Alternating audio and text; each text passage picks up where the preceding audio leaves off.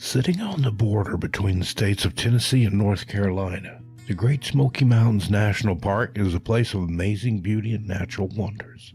From the stunning leaves of fall to the snow skiing of winter to the trail hiking of spring to the synchronous fireflies of summer, the Great Smoky Mountains National Park truly has something for everyone. It's easy to see why this is America's most visited national park.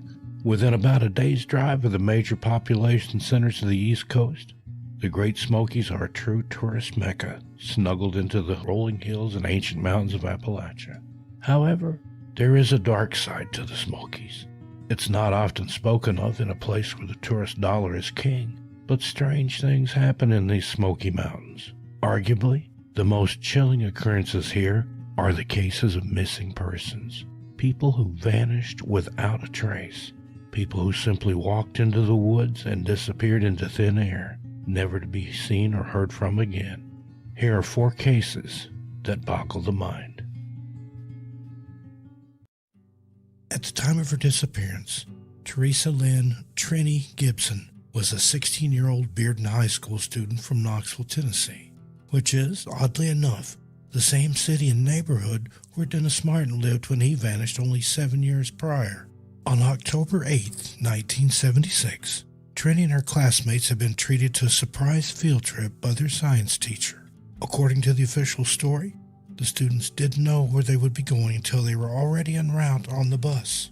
After traveling approximately 50 miles to the Great Smoky Mountains National Park, the students had been hiking near both Clingman's Dome, which is the highest point in the Tennessee side of the Smokies, and then followed the Forney Ridge Trail to nearby Andrews Bald.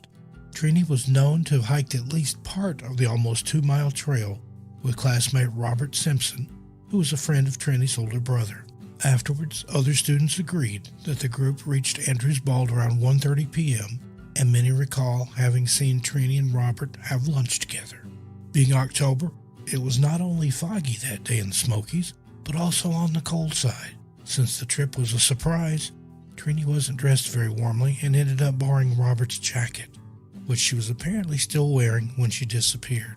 Robert later stated that he and Trenny did not hike back together, instead having been separated when Robert went off to track a bear, as he put it. Other students on the field trip could remember having seen Trenny amongst them at approximately 3 p.m., hiking along with the group headed back toward the parking lot near Clingman's Dome. When the group stopped to take a rest, Trenny continued on.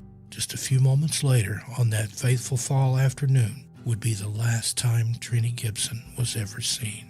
Some of the group claimed to have seen Trenny stop a few dozen yards down the trail and bend down, as if she were looking at something off the trail in the woods. Then, inexplicably, Trenny stepped off the trail and into the mists of time, never to be seen or heard from again, with nary a trace or whisper to be found. Many theories surfaced afterwards, including that Trenny, soon to be graduating, had instead planned a rendezvous in the parking lot with an older boyfriend, with whom she simply took off, telling no one in the process. While that theory is interesting, I've always found it implausible, since Trenny didn't know until the day of the field trip where her science class would be going. Items found at the spot where Trenny stepped off the trail included 3 cigarette butts and a partial can of beer. More fresh cigarette butts of the same variety were found at the edge of the roadway not far from the parking lot, and this was as far as scent dogs would later track Trenny. Now, although Robert Simpson was never seriously considered as a suspect according to authorities, other students claimed that they had spotted Trenny's comb on the dash of his car. Robert was reported to have told Trenny's family that he believed Kelvin Bowman was to blame. Bowman had once been obsessed with Trenny and was even shot in the foot by Trenny's mother once when he was trying to break into the Gibson residence. Robert further confided to Trenny's sister that if Kelvin has her, he'll kill her. Kelvin had spent 6 months in a youth facility after the incident and was back attending classes at Bearden High School when Trenny disappeared. Although some students claimed to have seen Kelvin's car shadowing the bus on the field trip, he was cleared after the school principal verified that Kelvin had been at school the entire day. A few years ago, I mentioned the case to one of my family members in East Tennessee and was shocked to find out she was friends with Trenny's younger sister, Tina. My relative was unaware of all the details of the case and simply knew that Tina's sister had gone missing in the Smoky Mountains a few decades ago. I jumped at the chance to talk with Tina, not as an investigator, but rather just as someone who was curious about her sister's disappearance. Tina was friendly and very forthcoming about her knowledge of the case, but sadly didn't have any real earth-shattering information beyond what is already known.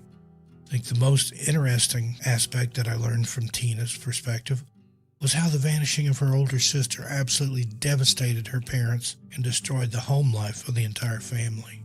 Tina stated that her parents had always been strict, but after Trenny's disappearance, this increased many-fold. Her parents' feelings went from sadness and shock to outright anger and fighting.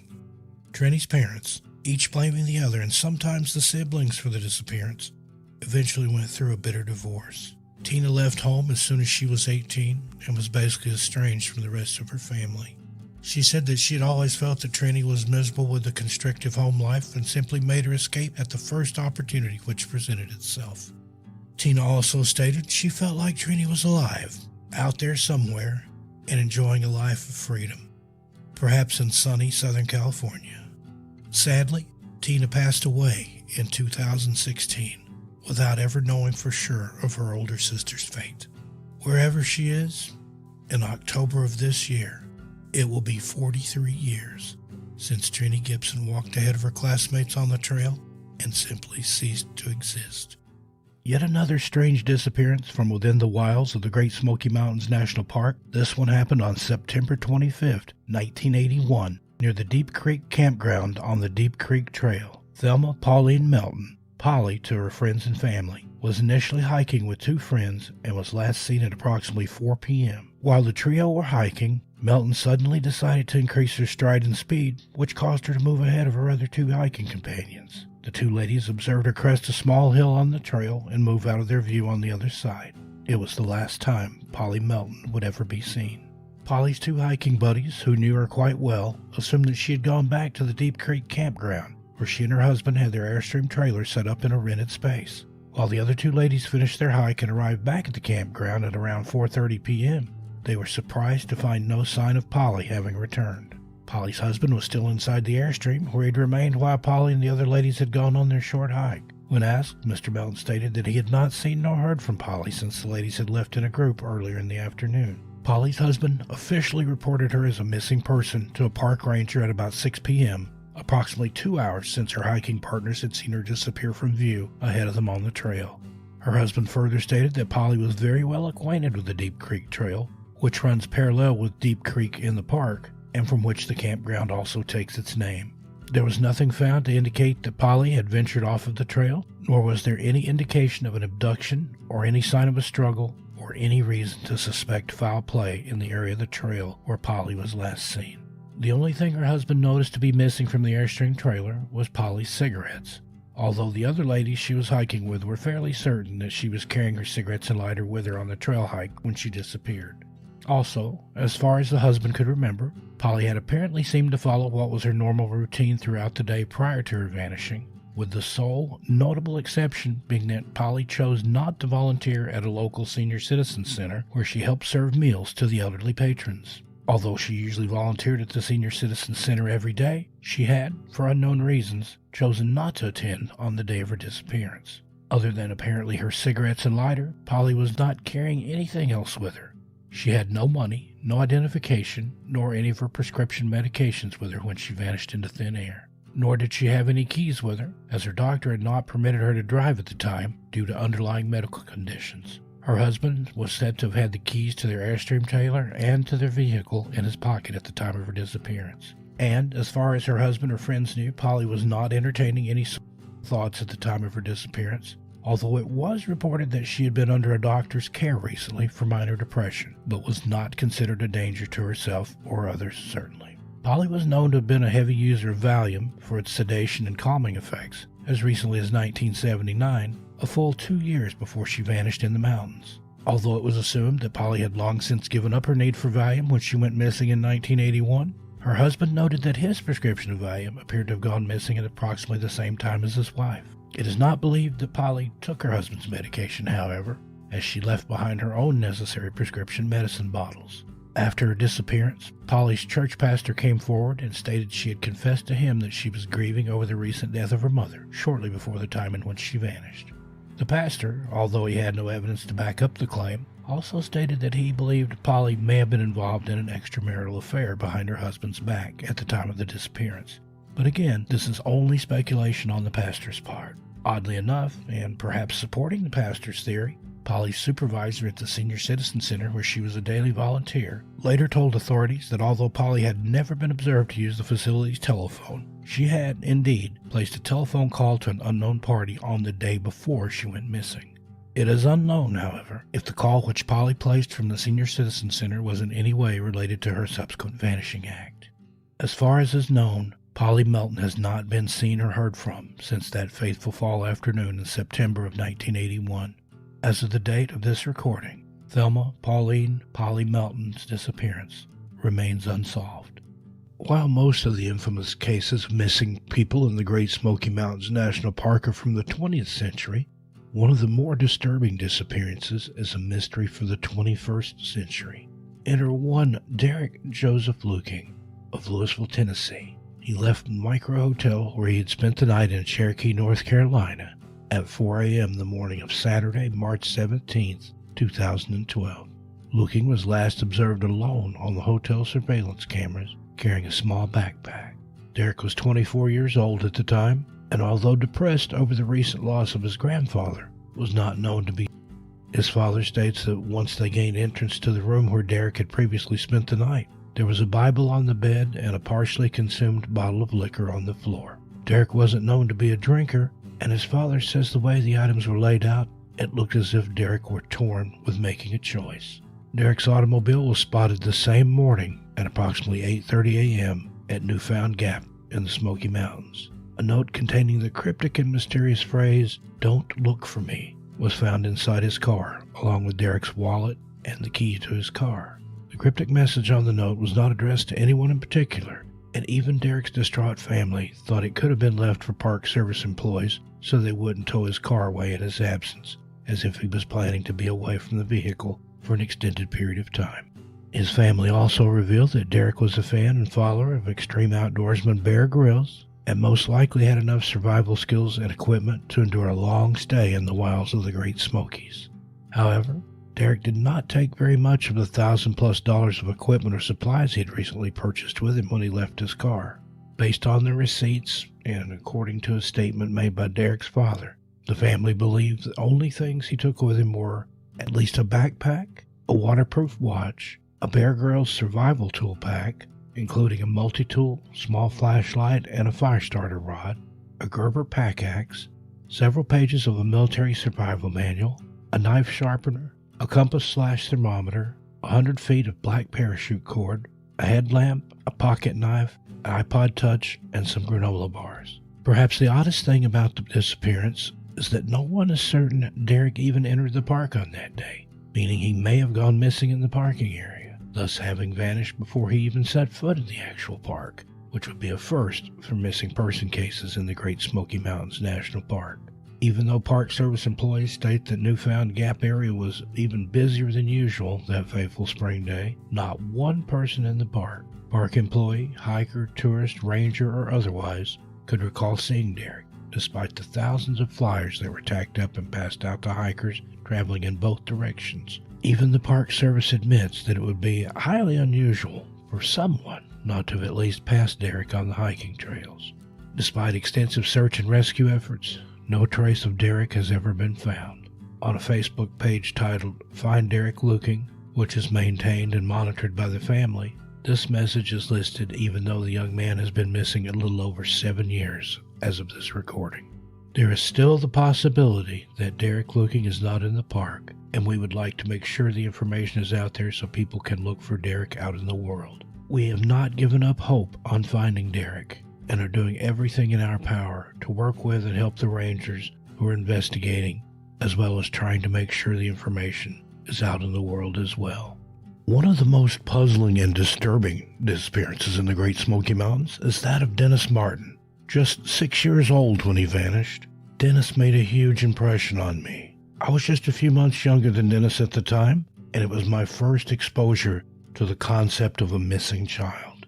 It took a bit for me to wrap my 5-year-old mind around the event. How could a living, breathing boy, just like me, suddenly disappear. It can and does happen, and in June of 1969, it did. Dennis Martin walked into the bush of Spence Field and into the pages of history, folklore, and Smoky Mountain mythology. The story goes that Dennis, his older brother, his father, and grandfather had all gone to Cades Cove to spend Father's Day in the beautiful outdoors of the Great Smokies. The weather in the mountains was exceptionally cool on this particular weekend, a respite from the heat that Dennis, his brother, and father had endured at their home an hour and a half away or so in the Bearden neighborhood of Knoxville.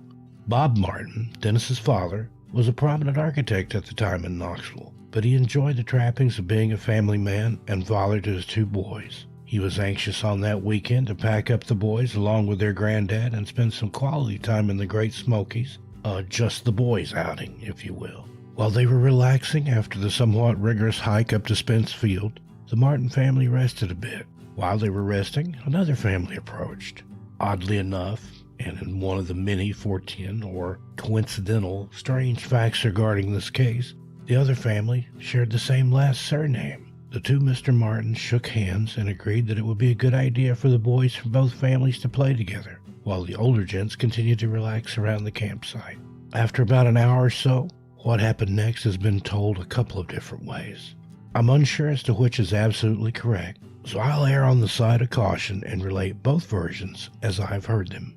It was said that the boys decided to play a game of hide-and-seek, and that Bob Martin, Dennis's father, observed the younger boy pick a hiding spot behind a clump of bushes. The alternate version says that the older boys decided to scare the adults and made a plan to walk in a giant circle and come up behind the older men. In this telling, Dennis, who was quite a bit younger and somewhat small for his age, decided to go a different direction and meet up with the older lads near the aforementioned clump of bushes. Either way, Bob Martin states that he watched Dennis walk into a clump of brush that day. It was the last time he would ever see his son. After the game of hide-and-seek, or scare the adults, depending on which version you prefer, Bob Martin noticed that Dennis was no longer with the group. He walked over to the clump of bushes and entered it. Then he walked all the way around it, several times. He questioned the other boys and adults, and they all concurred that they had not laid eyes on young Dennis after the games had begun. It was in this moment that Bob realized his son was missing. He instructed Dennis' granddad to hike down to the ranger station, while he himself took off on a run down a section of the famous Appalachian Trail that led through the edge of their camping area. This set in motion the greatest manhunt and search and rescue effort the Great Smoky Mountains National Park had ever witnessed. Within 2 hours, hundreds of park rangers, Forestry Service employees, and civilian volunteers were combing the hills and woods of Cades Cove, trying to locate the lost boy. As darkness fell, the weather took a turn for the worst. Again, an odd, strange coincidence that often happens when people go missing. And torrential rainfalls began in the Smokies. The rain and winds would last several days, severely hampering the search efforts, as well as obliterating many clues, such as any footprints Dennis may have left behind. The FBI was later called in on the case, which is an interesting fact considering the FBI usually does not work missing person cases unless they feel that a crime has been involved. I'll let you listeners draw your own conclusions regarding that statement. Furthermore, the details of the case have been denied, although multiple Freedom of Information Act documents have been filed. And oddly enough, the FBI agent from the local Knoxville, Tennessee field office who was over the case committed under mysterious circumstances. Whatever information and knowledge he had regarding the Dennis Martin case, he took to the grave with him. Another family that was visiting Cades Cove that day, but in another area named the Key family, had ventured to a certain place where a ranger told them they might be able to spot some of the black bear that are commonly sighted in the mountains. While the family was looking for bear, they heard a blood-curdling scream and then witnessed what they first thought was a bear, but later described as a hairy, rugged man running uphill away from them through the trees and underbrush. They were not aware of the disappearance until they returned home the next day, when they realized they might have witnessed something in regard to Dennis Martin's mysterious disappearance. They contacted the FBI. Strangely enough, the FBI asked them not to return to Cades Cove to point out the area where the odd sighting took place, but instead offered to meet them at a location that was halfway for both parties. The agent took their statement, but apparently never shared it with Dennis' father, who was livid when he heard it mentioned on the local news in Knoxville. This began a rift that would forever exist between Bob Martin and the law enforcement agencies working on the case, the FBI in particular.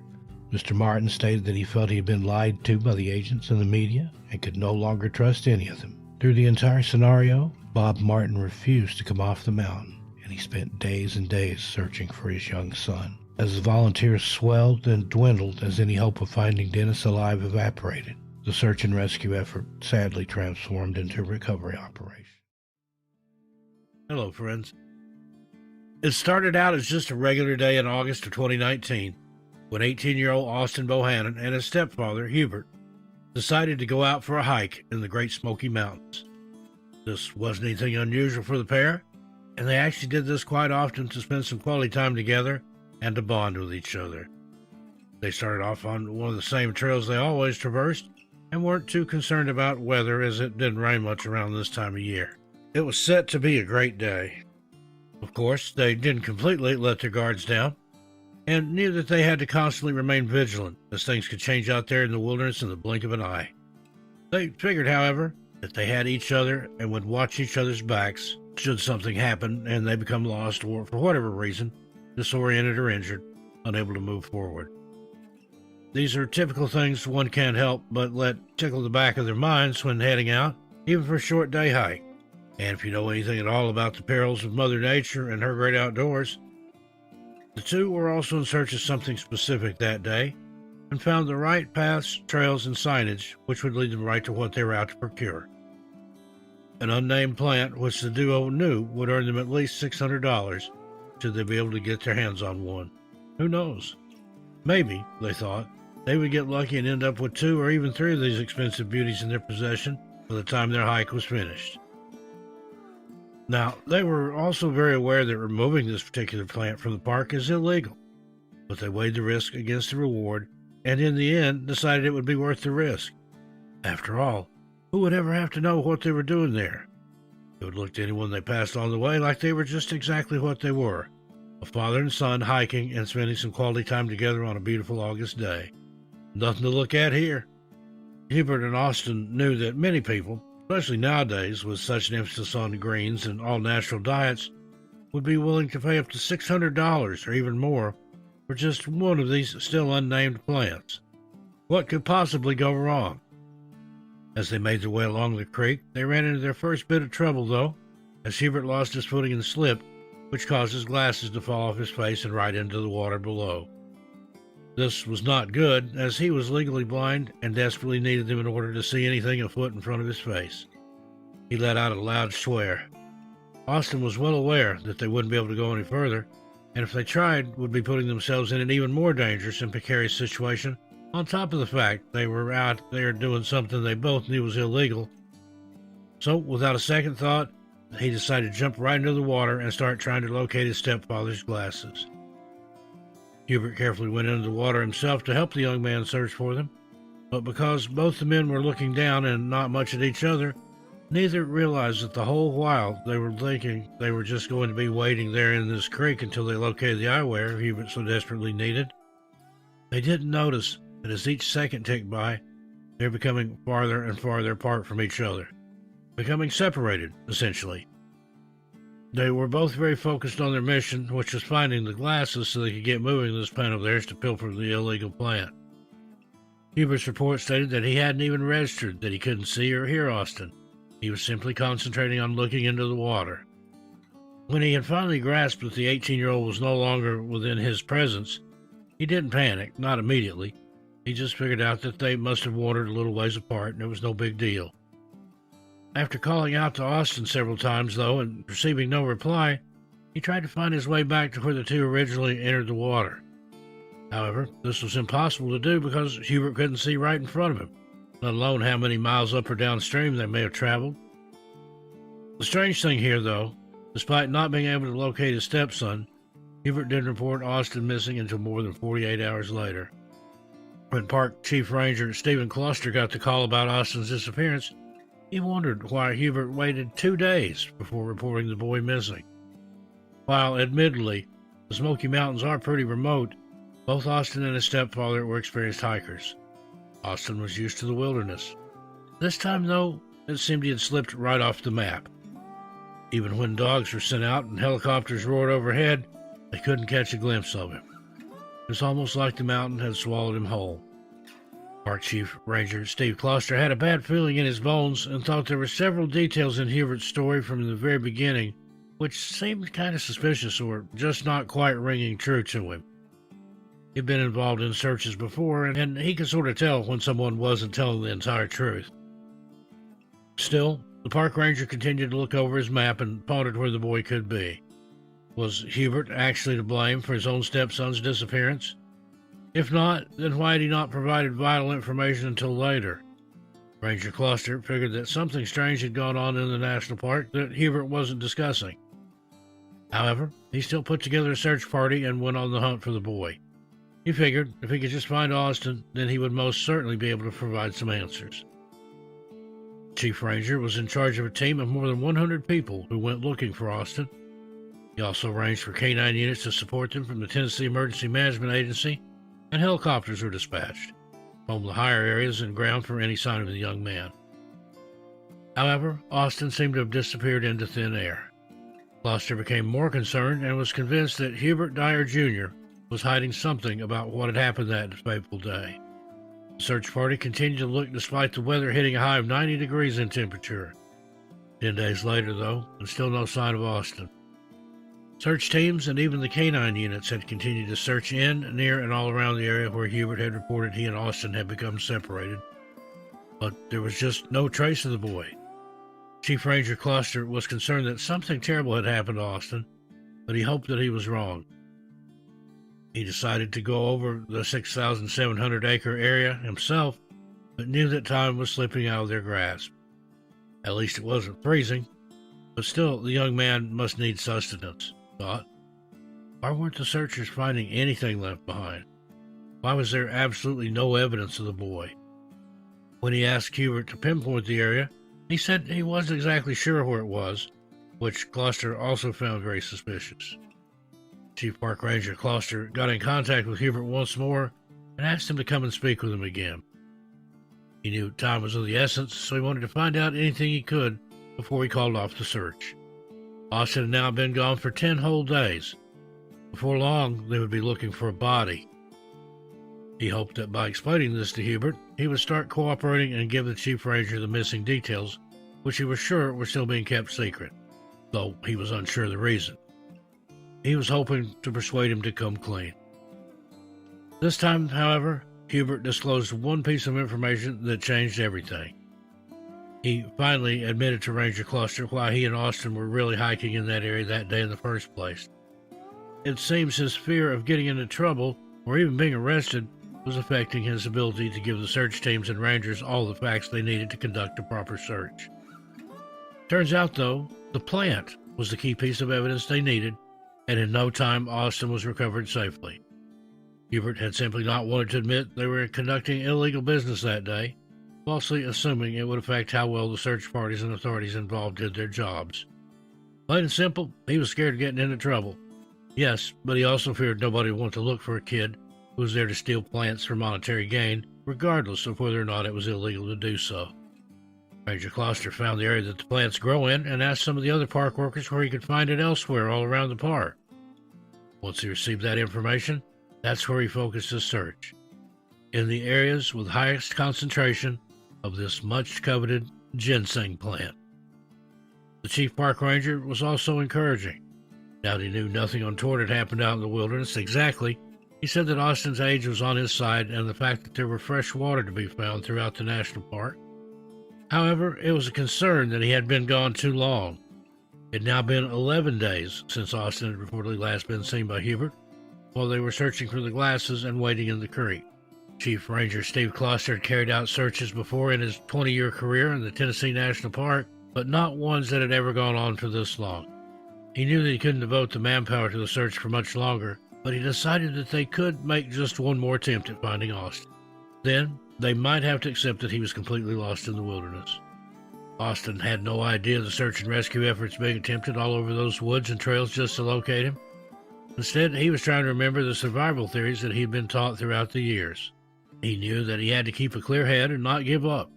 When he first realized that he was indeed missing, He found some higher ground, knowing this would give him the best chance of being seen should anyone be out there looking for him.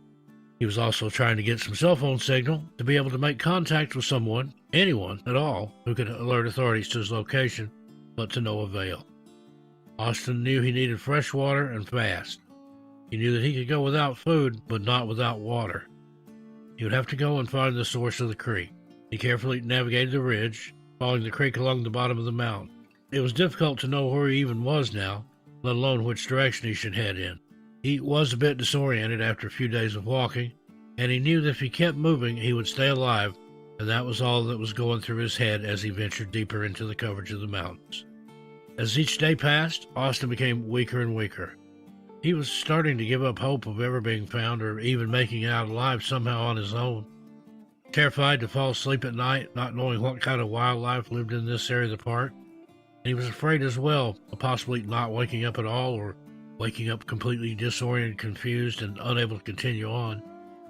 Despite these fears, he knew that he had to keep his strength up, but sometimes wasn't sure how he'd go on. He had tried foraging for food, but with no success. His stomach had growled for a few days, but after a week, even that subsided. He figured he must have tapped into some sort of primal mode of survival. Thought of his mom most of the time and knew she would be extremely upset and worried. Austin was pretty far from where all the searching was going on and didn't even realize it. He didn't hear the helicopters overhead, and he wasn't near the river, where boats were trawling the river looking for his body, which they obviously weren't going to find. Canine dog units were running around the trees, seeing if they could locate him. Nobody seemed to be able to figure out where he was, and he had no idea that anyone was even trying to at this point. It's been more than a week, he considered to himself. Most likely they'll be looking for my body. Finally, on the 11th day of his harrowing ordeal in the woods, he heard the helicopter rotors overhead. He couldn't see them through the canopy of trees, but was overjoyed to know that there were people still out looking for him. He knew he just had to come up with a way to let them know where he was. He saw something just up ahead that made his heart leap. He saw a boat and some kayaks in the river. He mustered up as much energy as possible and called down to them. When the owner of the boat looked up, he knew immediately that they had been successful in finding Austin, and they could bring him home safely. And that's just what they did. Austin was quickly reunited with his mother and stepfather and brought to the hospital for evaluation. He was a bit dehydrated and extremely tired and hungry, but would go on to make a full recovery. Austin is grateful to be alive and hasn't considered going in search of any illegal ginseng plants since. No charges were filed against Austin or Hubert, and they learned a pretty valuable lesson throughout all this. Hello, friends, and welcome to another episode. Today, we're going to explore the darker side of America's most visited national park, the Great Smoky Mountains. The Great Smoky Mountains National Park is a true wonderland of scenic natural beauty. It has the distinction of being the most visited national park in the country, with yearly visitors easily passing the 1 million mark. However, there is a strangeness in these hills and hollows of the park. Here are 3 eerie stories of legends and hauntings from within the park.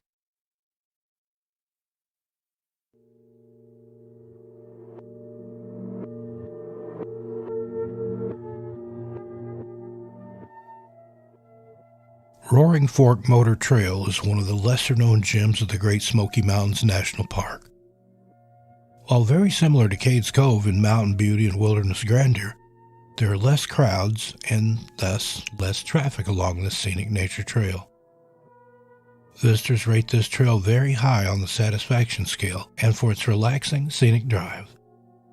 While Townsend and Wares Valley take great pride in billing themselves as the quiet side of the Smokies, this area fits the criteria nicely as well.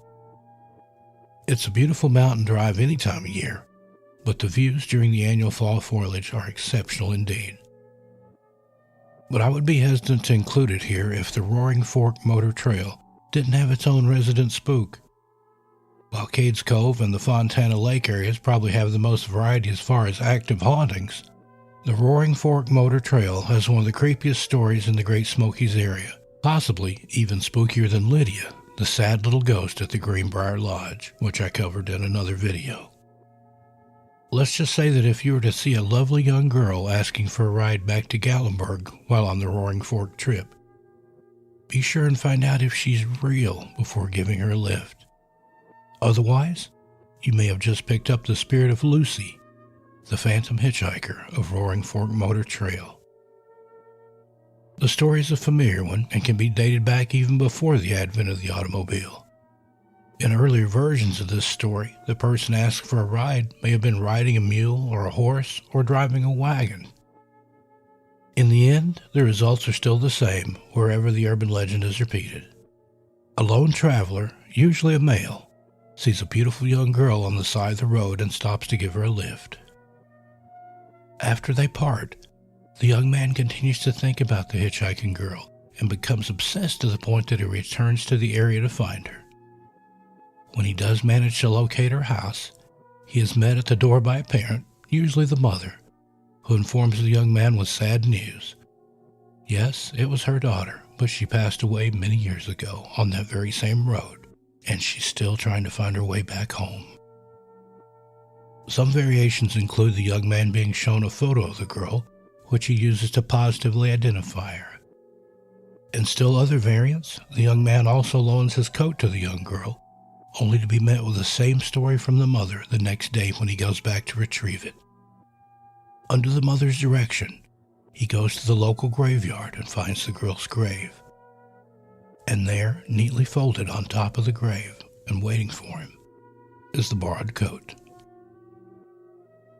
The local legend states that the young, beautiful Lucy perished in a cabin fire around the turn of the last century. Some versions specifically state the year as 1909. To this day, it is said that Lucy still wanders up and down the Roaring Fork Motor Trail. It has also been spotted off the trail a ways into the woods, and supposedly the area where the cabin was located that burned, snuffing out her young life. It's also told that in the wintertime, the ghost will sometimes be seen walking along the trail barefoot. Apparently, having perished in a fire even keeps Lucy's spirit warm. The trail is located just off Route 441 in Gatlinburg, Tennessee. For more information, check the description.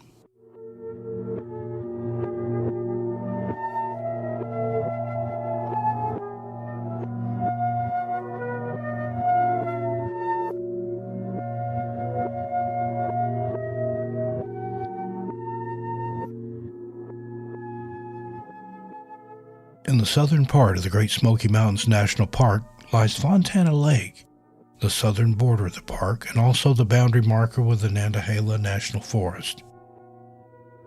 In addition to being an easy jumping-off spot for some of the wildest and most remote areas of the national park, the area along the lake contains some of the most unquestionably haunted areas in the park.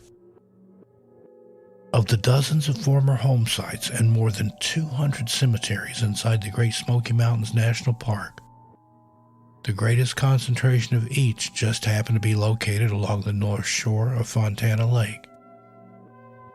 The eerie combo of the ruins of old home sites and small, seemingly forgotten cemeteries found deep in the woods is enough to creep out even the most experienced hikers and ghost adventurers.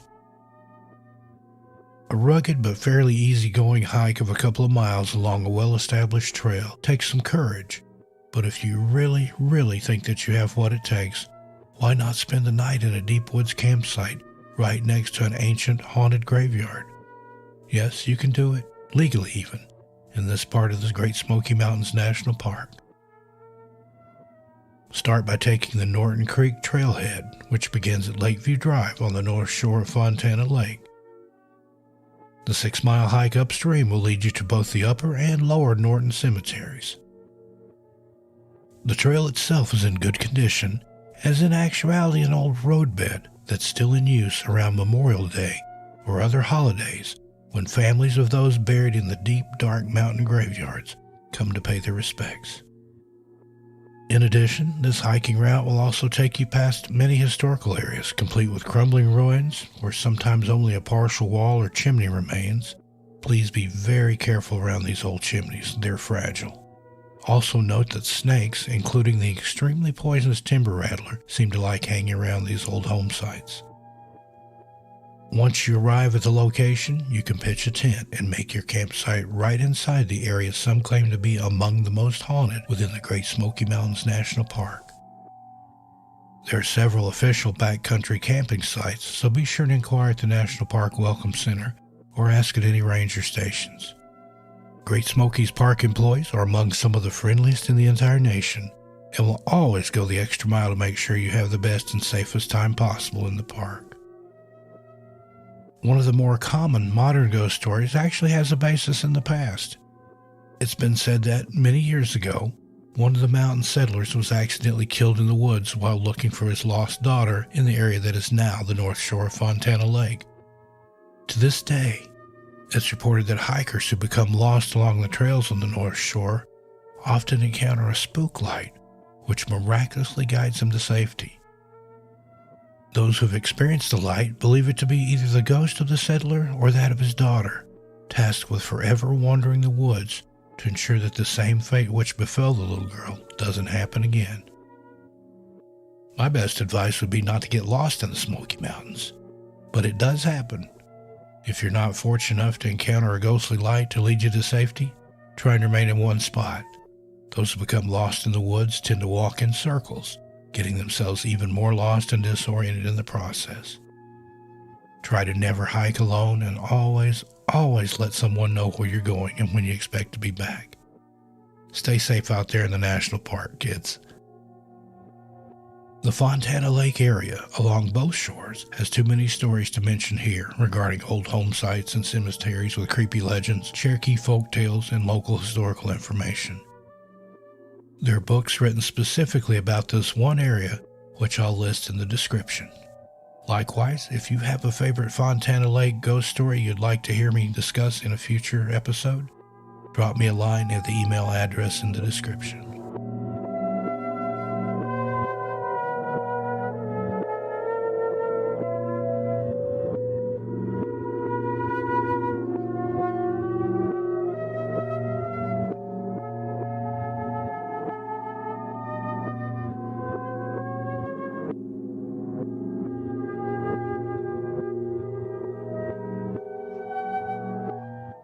On River Road in Gatlinburg, which runs parallel to the parkway but a block or so further over, there are a few spooky areas.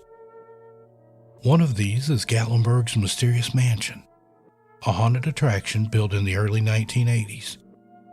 It's a really amazing representation of a typical haunted house, with a self-guided tour that includes hidden stairways, a collapsing balcony, secret passages, look behind the grandfather clock, paintings with eyes that move, and a few surprises that leap out at you from the darkest corners of the attraction. It's all in good fun, and everyone except perhaps the very smallest of children or the very timid will enjoy the frights inside. However, just next door there on River Road from the Mysterious Mansion is the site of a real haunting. The Edgewater Hotel is so named because it's just that. It sits on the very edge of the Cliff Branch, a rushing mountain stream which runs through Gatlinburg on that side of town. In fact, you even have to drive across a little bridge over the fast-flowing branch to get to the hotel's parking area. Situated right over the rushing water, each room's balcony has a lovely view of the mountains in the distance and the sight and sounds of the swiftly flowing water below, a full 8 stories from the top of the hotel. It was here, from one of these very balconies, that a little girl, perhaps leaning out too far to get a good look at the water below, fell to her death in the 1980s. Reports from the time are not very forthcoming on the events surrounding the tragedy, and the city of Gatlinburg likes for people to only have a good time when visiting. Tourism is Gatlinburg's #1 industry, and much like Disney's Magic Kingdom in Florida, where critically and mortally injured patrons are taken across the street to the hospital in the town of Celebration to be pronounced dead. This way they can sort of truthfully make the claim that no one has ever died in the Magic Kingdom, although that's not exactly true. Gatlinburg wants to keep things like murders and suicides and children falling to their deaths from hotel balconies on the quiet and down low. The tourism dollars of Gatlinburg and of the Great Smoky Mountains National Park, the most visited national park in the United States, with visitors easily numbering over the million mark every year. Tourism is the name of the game. So, sadly, for whatever reason and for whatever circumstance, a young girl, approximately 5 years of age, plunged to her death from one of the upper balconies at the Edgewater Hotel. It's said she was up before her parents, either early in the morning or very late at night, depending on the version you hear from the locals, and she wasn't found until her parents noticed her missing at a later time. They found the sliding glass door to the balcony open and rushed over, only to see her small, lifeless body on a rock in the rushing waters below the hotel. Now it's said that on the anniversary of her tragic death, the figure of a child can be spotted on a balcony of the hotel's upper floors. Just as the child begins to fall, the image fades and is no longer visible. It's also been said that the spirit of the little girl has been spotted on the rock in the river where she died, forlornly looking up and perhaps even pointing to the balcony from where she fell. As you might have gathered, the hotel is not exactly falling over themselves to discuss this incident, and many of the employees of the hotel will simply deny any knowledge of what you're talking about.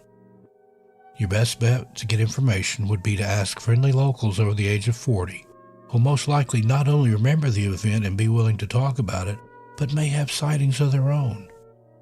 Again, I must stress that if you wish to visit or investigate this area, please do it as legally and as non-invasively as possible. Consider getting a room unless you just want to look from the sidewalk on the other side of the branch from the very busy hotel. Otherwise, it's considered trespassing. The Edgewater Hotel is located at 402 River Road in Gatlinburg, Tennessee. Well, there you have it. Those are just a few of the tales of the bizarre from the Great Smokies. If you've enjoyed this video, please let us know in the comments below and leave us a like. We're working on future episodes covering other similar paranormal hotspots from around the world. In the meantime, stay safe, take care of yourselves and each other. I'm Steve Stockton, and I'll talk to you next time.